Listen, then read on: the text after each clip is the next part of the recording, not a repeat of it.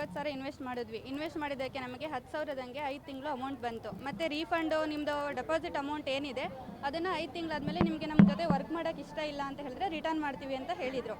Sir first ತಿಂಗಳದು 5 ತಿಂಗಳು return ಆಯಿತು. ಮತ್ತು ನಮಗೆ ನಾವು 1 ಲಕ್ಷ ಇದೇ ಥರ ಜಾಸ್ತಿ ಇನ್ವೆಸ್ಟ್ ಮಾಡ್ಕೊಂಡು ಹೋದ್ವಿ. ಫ್ಯಾಮಿಲಿಯಲ್ಲೆಲ್ಲ ತೊಗೊಬಂದು ಇನ್ವೆಸ್ಟ್ ಮಾಡಿಸಿದ್ವಿ ಸರ್. ಇನ್ವೆಸ್ಟ್ ಮಾಡಾದಮೇಲೆ ಇವರು ಈಗ ಮೂರು ತಿಂಗಳಿಂದ ಸರ್ ಪೇಮೆಂಟ್ ಏನೂ ಆಗ್ತಿರಲಿಲ್ಲ.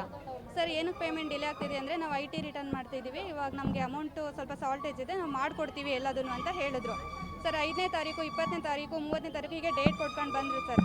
ಮತ್ತೆ ಅವರು 5ನೇ ತಾರೀಕು ಆದಮೇಲೆ ಇಲ್ಲಿ ಕೃಷ್ಣಮೂರ್ತಿ ಸರ್ ಆಗಲಿ ರಾಜೇಶ್ ಸರ್ ಆಗಲಿ ಯಾರೂ ಕಾಂಟ್ಯಾಕ್ಟಿಗೆ ಸಿಗಲಿಲ್ಲ. ಅದರಿಂದ ನಾವೆಲ್ಲರೂ ನಮಗೆ ಪ್ರಾಬ್ಲಮ್ ಆಗಿದೆ ಅಂತ ಹೇಳಿ ಬಂದ್ವಿ, ಕಂಪ್ಲೇಂಟ್ ರೈಸ್ ಮಾಡೋಣ ಅಂತ ಹೇಳಿ ಬಂದಿದ್ದೀವಿ ಸರ್.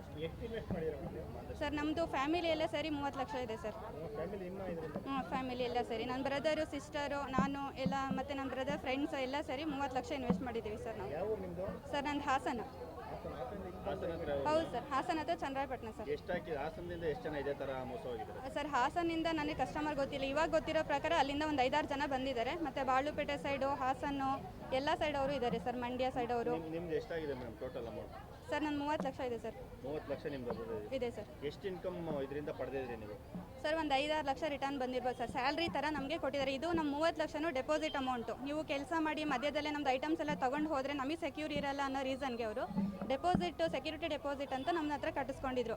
1 ಲಕ್ಷ ನೀವು ಸೆಕ್ಯೂರಿಟಿ ಡೆಪಾಸಿಟ್ ಮಾಡಿದರೆ ನಿಮಗೆ 60 kg ಅಷ್ಟು ಕೆಲಸ ಕೊಡ್ತೀವಿ, ಆ ಕೆಲಸ ಮಾಡಿದ್ರೆ 20,000 ಸಂಬಳ ಕೊಡ್ತೀವಿ ಅಂತ ಹೇಳಿದ್ರು. ಅವರು ಮಂತ್ಲಿ ಪ್ಯಾಕಿಂಗ್ ಚೇಂಜ್ ಮಾಡ್ಕೊಬರೋರು ಸರ್, ಪ್ಯಾಕೇಜನ್ನೇ ಚೇಂಜ್ ಮಾಡೋರು ಅವರು. ಒಂದು ಸರ್ತಿ